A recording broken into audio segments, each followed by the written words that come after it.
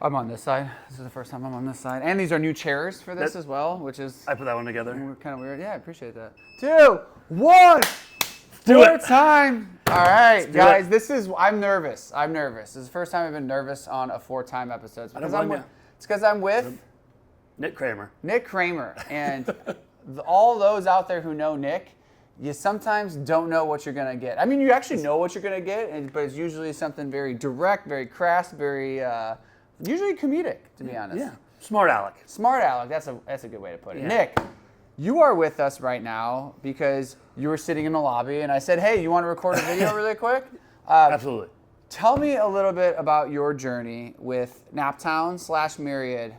When did you start with us? And the reason why we're doing this, so everyone knows, is like a lot of our staff members as well. We have over, I think the number is 47 people that have been with us for 10 years or longer, which includes staff. But that's still a pretty crazy, awesome, lifetime of a member type situation. It's because when people come here and they like get bought in, they love the community. This is part of their life. So, and I know this is a big part of your life. People see you working out all the time. Sure. When did you start with us? How did you start with us? Where did you start with us? And then we'll go from there. All right. I moved to Indianapolis in December 2015. Okay. So my first class actually was at Monon. Yeah. And we were doing the CrossFit Total. Jess Cluth, not even a member anymore. She was coaching. Yeah. I worked out with Scott Sendelwick. Yep. Longtime Monon person, right? Yeah. It was like the end of December, like December 29th or 30th. Do you like remember the day? Like you remember the actual CrossFit? I just remember because Scott like, made some comment about, and he told Chad Frizzell, it was like something about like, oh, I finally have somebody tall to work out with. So, so we did. That was my first class. Started attending the Monon classes regularly, and then I think about March, April, I think I talked to Hudson and told him that I was interested in coaching, and that's when I sat down with you guys. And that would be 2016 then? Yeah, 2016. Yep. You, Jared, and Hudson. You're Jared. I am Jared, but I know Peter. Yeah, Peter. That still happens. You to this and day. Hudson. I just got off the phone with Peter, so we're still friends as well. For anyone who tracks the whole history of us, but so talked to you guys, you three, and we made plans for me to start shadowing, and I started shadowing, and then was off and running, and I coached. What did that look like in those days? Like, I don't even remember what our onboarding is very structured now. Like, we have an onboarding system for coaches, you know that. But, like, when we onboarded you, what did that look like? I was just going to say very unstructured. Okay, perfect. You guys just kind of wung it. It was like, and then that was back in the day when, like. Is wung it? Like, is that a past tense of wing it? Yeah, that's a Nebraska term. I have lots of them. And this is going to be our clip, by the way. I wung it. No, go ahead. Sorry. So, that's when, like, Hudson was competing and Anna was competing, and so we had, CrossFit Open, and we had quarterfinals and all that stuff, and people were prepping, and there was people that were missing classes, so I was still kind of shadowing, but then it was like, you've coached before. I coached in Peoria, Illinois, before I moved here, and you were like, you guys can cover this. Well, actually, hit on that. What was your background when you're at Bradley University, right? Yeah, I was working at Bradley in rec sports, and then I started CrossFit in 2013. Because you were like the director of rec sports for Bradley? Intramural and club sports, yeah. So, assistant director of those two, and I ran those programs. And then I got involved in CrossFit in about 2013. Okay. I was reffing soccer and reffing basketball prior to that, and then needed something consistent. Something like, I would lift weights and then it would suck, and I would be like, I'm sore, I don't like this. And then one day on, and then 4 days later I'd go again, and just not consistent. And then I found CrossFit and was like, I can just show up and do a class, and then that's pretty, like, they can just tell me what to do and I'll just do it. I always forget you're such a sports head. Like, that's why, like, I mean, you reffed soccer, you reffed all sorts of sports. Right. You coach sports, and like, so if anyone's ever like wanting to talk sports, which you probably already know this, like this guy, every single team, he knows everything about them. Yeah, close. I know a lot, right? Yeah. A lot of useless information about teams. Anyway, and then I coached there in Peoria for about a year, about 15 months. I started coaching in August or September 2014. I got my L1 at CrossFit Carbon up in Chicago. Yeah, Actually, that's the home of Bill Mihilos. Okay, I didn't realize that. Yeah, that's where Bill went. And then, coached there for 15 months, then moved to Indianapolis. So, and I was coaching at Monon and coached there quite a bit. Coached downtown at the old Delaware place. Come over to Capitol and coach Swift classes over there. So there was a world where we had a location up in South Broad Ripple, up off like 53rd and Winthrop. Yeah, 53rd and Winthrop. I was going to say 52. 53rd and Winthrop. And then we had our downtown location where downtown CrossFit was 609 North Delaware, 609, 611. And then we also had the Capitol location. And so like people were driving between three locations at one point in time, just coaching. And it was awesome, but also chaotic. Yeah, so absolutely. Chaotic. It's like, we need a coach up there. We need a coach down there. And so things are a little bit simpler these days. Yeah. Well, so turning into that direction of like, you mentioned us being super competitive as a gym, people we went to CrossFit Games in 2014. I think that was a little bit before you, but we're still competitive after that. And then we kind of changed a little bit more in a direction of like overall fitness, overall longevity. I want to say like the lay person, but like people who are looking for a community. Yeah. What have you seen from that transition? Definitely, keep it PC and for the public as well. At Monon, it wasn't as intense. Yeah. It really wasn't, and that's where I made a lot of my good friends. So 100%. So a lot of your best friends came from that location. Yeah, right? Some of the best times I remember were I would coach the Friday afternoon Swift class, and then the CrossFit class. And then we'd go next door to, it used to be Bent Rail Brewery. Oh my gosh. And we'd go over there and have beers and dinner over there. And everybody would, R.I.P. Everybody would come in and work out, and then they would watch me do a workout, and I would try as best as I could. and then everybody would kind of have some beers, and then we'd go over there. Yeah. And so it was like a great atmosphere and fun times. But like the Delks, the Brazels, the Chamberlains, Andrew and I, Nick and Audie, and then anybody else that was, those were always the regulars. For sure. And then there's other people that were kind of spread out that would pop in and they would come join us as well. It was just fun. And I knew that downtown had people that hung out and did their things as well, right? And that shift from but there was more competitive down there. So it was like you were at downtown location to work out to maybe make regionals. Right, or just do different competitions throughout the town, whatever. That was the stigma from up north. Fair. It was like, that's what it had to be. Like, you had to be. I don't know when we started to make that shift to make it a little bit more friendly.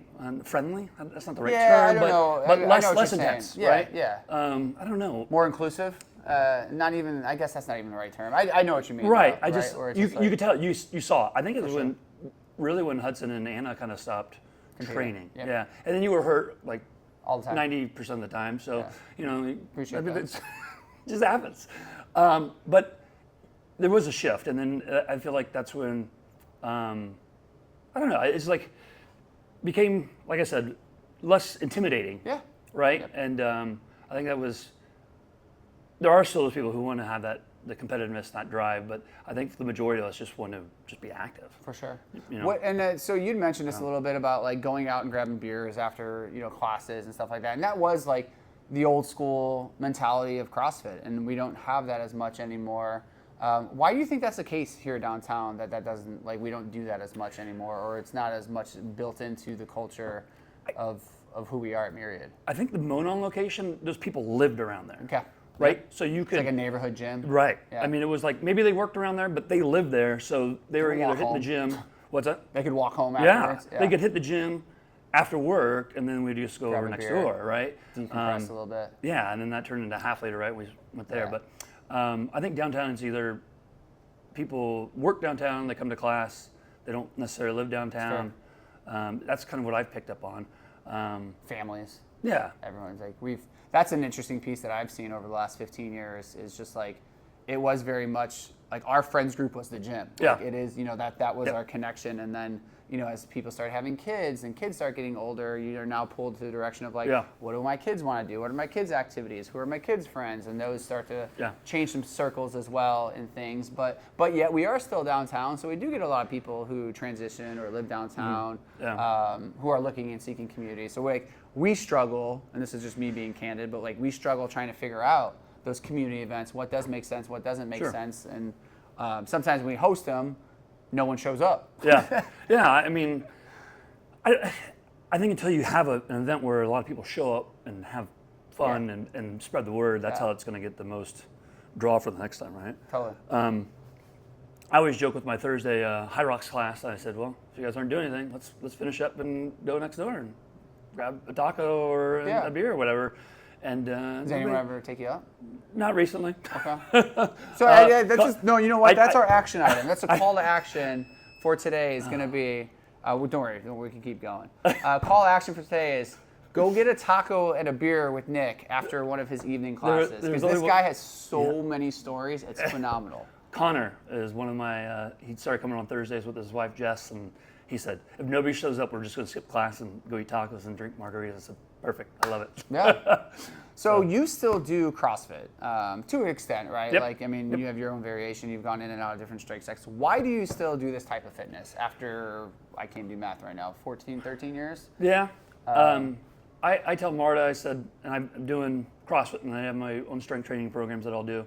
I said, right now my goal is, I need to be the dad at the pool who can throw Ambrose the farthest. I love that. Right? I got to be able to chuck him across the pool. I got to be able to pull him out of the pool. It's like Nick's mission statement. Yeah. Like, I'm not here to win every WOD. Like, my goal is to be able to bend over and pick him up if I'm out on the deck, the pool deck, or if he's in the water, pick him up and put him on the pool deck, and things like that, or chase him around the house, or play catch with Silas out in the yard, or whatever. Like, those are my goals at this moment. Like, when was the moment that like settled with you and you're like, I'm okay with this? You know what I mean? Like, when did you sit down and kind of like write that as Nick's personal statement? Because that's awesome. I love that, and I think that's a huge takeaway for today. It's just like what is your why? And that's your current why of what you're doing, and I think that's beautiful, to be honest. I think you've seen it in the 10 and a half years I've been here. I've been up and down as far as my physical capabilities. Sure. To be honest, right? Consistency, right? There was a period of time where I was coming maybe twice a week, and I just was not seeing results and not getting there. And then I made myself come in the morning, and I had to like start back over. It was before we did level method, and so it was like me scaling appropriately so I could continue to come back. And I think that's when I realized, I think Ambrose was a couple years old then, and I was like, that's when I realized I have to be able to do things at home and then at work and still be able to come in and lift. And it was like, I don't need to go hard every single day. If I can do a little bit of strength training and maintain a little bit of cardio, that's what I want to do, so that way I can live happy and healthy outside of work, I guess, to be honest. And I will give you kudos in front of everyone right now. Like, I'm super proud of you in a sense of like, you have been so consistent, and like when you get to a goal, you are pretty stuck in on that goal. And like, there's mornings when I was coaching the 5 a.m. High Rocks class, and like, you're already in the middle of a workout. So I'm like, man, he gotta get here, like wake up at 3:30, be here at 4:15 to like get this going. Like, a lot of people don't know that. A lot of people don't see the early morning grinds, the hard work, the behind the scenes. They just assume that like, oh, this is easy for you. It's like, no, you're waking up at 3:30, 4 in the morning to hit your goals, right? And it's kudos. And well, thank you. I think it started about that 2 years ago when I realized I needed to start be consistent in the gym. Like, how am I going to tell people to be consistent when I wasn't being consistent, right? And I knew when Nate was coaching, he would come in before, and I was like, dang, that's early, but you got to do it. And it's helped me in my Monday morning class as well, because then I can then tell like people what to expect out of the workout, what to do on the strength or the accessory piece, and how the workout's going to feel when they, give it this or give it that. Like, so much easier to coach when you've already done the class, you've already done the workout. You can give the feedback to people like, hey, this is what I felt, or these are things, don't do this because this is what I did. Type scenario as we go through. So to wrap this up a little bit, share a little bit what's going on in your current life. Even throw out some stuff out there if you want. Like, hey, I'm looking for this, want to do that, or anything that you kind of like want to just. The audience is yours, or not. I don't know. I'm just right now, filling in as much as possible here at the gym. It reminds me of what I was doing about 10 years ago. I'm very much so. I was just looking back at my old payroll, and there was a period of time in 2016, I coached 70 classes in a 30-day period. And that's crazy. Yeah. You and Peter both said that when we did like our yearly evaluation. You're like, you did 70 classes in this like August through September or something, like 15th, anyway. But picking up classes here and there, filling in the office for Marta, I'm just looking for the next big thing for me. Big career step coming up. Which is exciting. You got a lot of things in the fire right now, so we'll see where that takes you. Absolutely. If you had to leave one piece of advice for anyone, and this is for somebody who is like looking for a community, looking for a gym, getting started, getting restarted. You know a lot of people who've been in the gym who've kind of like fallen off or whatever the case may be. What would you share with them? It doesn't have to be about Myriad necessarily, but what would you share with them in general as like a piece of advice? I think the one thing, especially over the last few years of me, was like make the workout work for you. Yeah. Like you don't have to do RX. And now that we do level method, that helps a lot. But you don't have to do specifically blue or specifically purple or specifically brown or black. Like you can kind of mix and match if you need to, depending on what the day feels like. Listen to your body. Like I am beat up. I just did a heavy lifting session yesterday or today or whatever. Take it easy. Go a little bit lighter. Like I think as I've matured in my fitness journey, I realized that like that's the most important thing. I mean, Andrew would give me so much crap for. Like I would complain about how sore I am and whatever. She's like, just be smart about it. Yeah. Like, that was do hard one for me less to, rep and then you won't hurt tomorrow. That was hard for me to understand, but as I've grasped that, it's become a lot better. I feel a lot better. Feel a lot stronger for sure. I love it. Yeah. Well, thank you, Nick, for jumping on this with me quickly here with very little notice. B, for being such an integral part of the community. You've been with us for over 10 years. And also, the members, surprisingly, they like you. I get feedback all the time, like, Nick's a good guy. And I'm like, are you sure? I hope, that's my... Do you know him well enough? My goal is always to make, I've always said, like, sure, there's going to be that coach is going to be a little more technical than I am. Yeah. But I want them to have that best hour. Like, that's their best hour. They come here, we laugh, we joke, tease each other a little bit, whatever, but we get a good workout in, we sweat, and then it's like, I want them to enjoy that hour for how cheesy as that sounds. But I always say people come for the physical, and a lot of times they leave with the mental. Meaning, like they come in to work out and get like a physical sweat, but they leave and they're just in a much happier mood. They talk to human beings, they talk to adults, they got coach, they feel like the endorphins are flying through, and it's just like everyone, 10 out of 10, I should say 9 out of 10 times, 9.5 out of 10 times, everyone's going to leave and be, thrilled. So. Yeah. Awesome, dude. 3, 2, 1.